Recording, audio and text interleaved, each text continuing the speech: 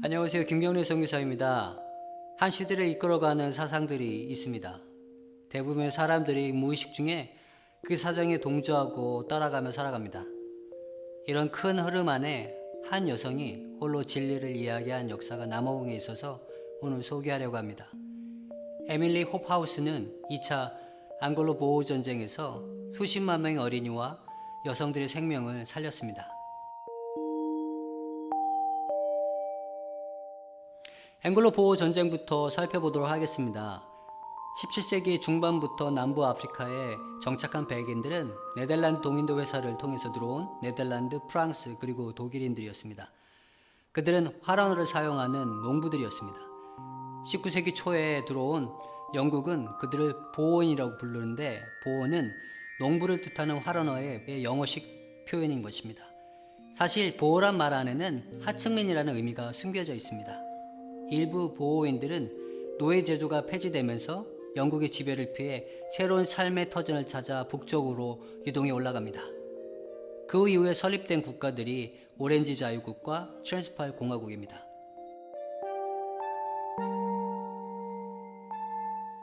앵글로 보호 전쟁은 제국주의 영국과 보호인들 간의 전쟁이었습니다. 대영제국은 보호인들과의 전쟁에서 고전을 면치 못합니다. 1차 전쟁에서는 패배를 맛봤고 금광산의 이득권 때문에 시작된 2차 전쟁에서도 수적 우위에 있었지만 그들의 승리는 쉽지 않았습니다. 2차 앵글로 보호 전쟁은 1899년부터 1902년까지 있었던 작은 세계대전이라고 할 수 있습니다. 영국과 그 식민지 국가들이 영국 편에서 전쟁에 참여했고 보호군 편으로는 일부 유럽 국가의 자원자들이 함께했는데 그 규모가 45만 명 대 5만 2천 명으로 9배나 차이가 납니다. 초기에는 영국군은 수적 우위에도 불구하고 고전을 면치 못합니다. 하지만 1909년부터 오렌지 자유국 수도인 블루폰테인과 트랜스팔 공화국 수도인 프레토리아가 영국에 의해서 점령되면서 전쟁의 양상은 달라집니다.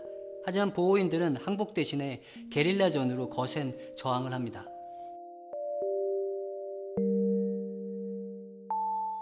에밀리 홉하우스는 남아공에서 발발한 전쟁으로 어린이들과 여성들이 어려운 상황에 있다는 이야기를 듣고는 급하게 구제기금을 마련해서 1900년 12월 27일 케이프타운으로 도착합니다. 구호물자를 공급하기 위해서 알아보던 중 에밀리 홉하우스는 난민 피난처가 하나가 아니라 44개가 있다는 것을 새롭게 알게 됩니다. 그녀는 구호물자를 1901년 1월 블룸폰테인에 있는 난민 피난처에 가지고 갑니다.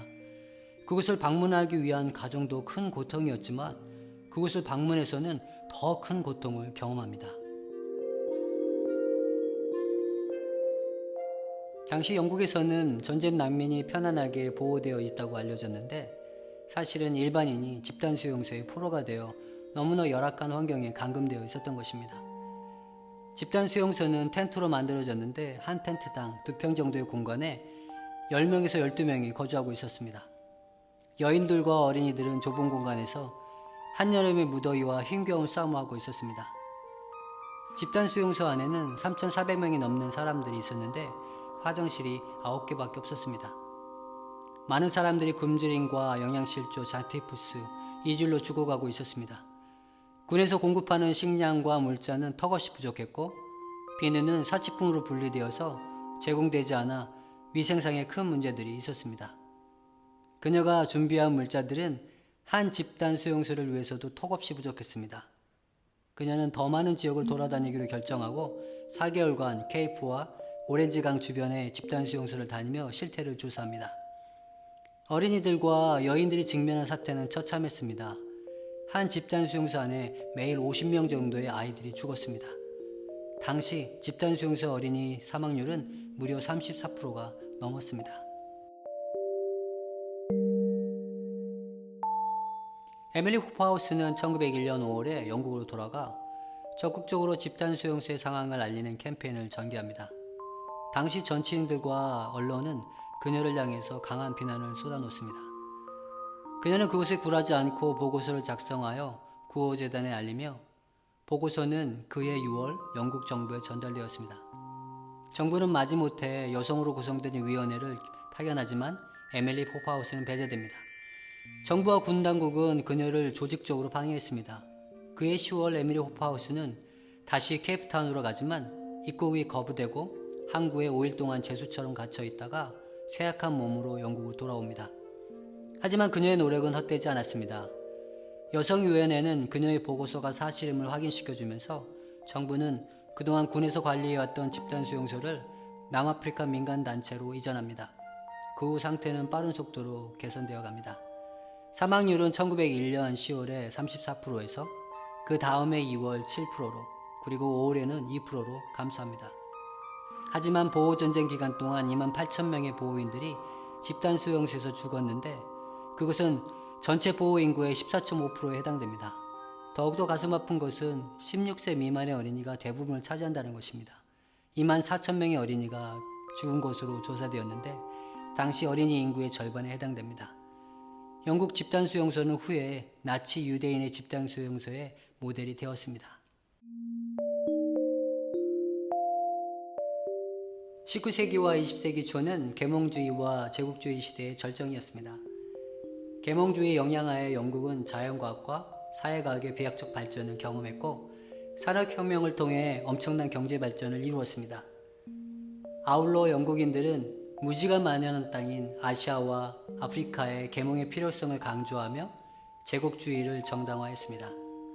하지만 식민지는 자국 경제를 위한 원료 공급처이며 동시에 새로 개척된 시장에 불과했습니다. 스스로를 문명인으로 생각하며 자랑스러워했던 대영 제국은 한 여인 앞에서 단지 야만인들에 불과했습니다. 영국의 집단 수용소는 영국인이 문명인이 아니라 야만인임을 증거하고 있습니다. 대부분의 사람들이 시대 정신에 함몰되어 큰 흐름을 따라가 살아갑니다. 에밀리 호프하우스도 같은 시대를 살았던 사람이었지만 그녀에게는 다른 사람이 잃어버렸던 것을 가지고 있었습니다. 한 장교는 그녀가 구제품을 나누어주는 모습을 보며 그녀가 너무 개인적인 동정심을 보여준다고 불평했습니다. 그녀는 깜짝 놀라면서 내가 이곳에 온 분명한 이유는 개인적으로 그들의 불행을 공감하고 있다는 것을 보여주며 돕기 위해서입니다. 라고 대답했습니다. 장교에게는 그들은 단지 대영 제국의 물자를 축내는 적국 포로들에 불과했지만 에밀리 호프하우스에게는 도움과 사랑이 필요했던 연약한 인간이었습니다. 힘이 없고 소망이 없는 사람들을 향한 국률의 마음, 다른 이의 고통을 자신의 고통으로 느끼는 체휼의 마음, 그 마음이 지금 나에게 있는지 질문해 봅니다. 우리는 잘 알고 있습니다. 바로 그 마음이 예수님의 마음인 걸.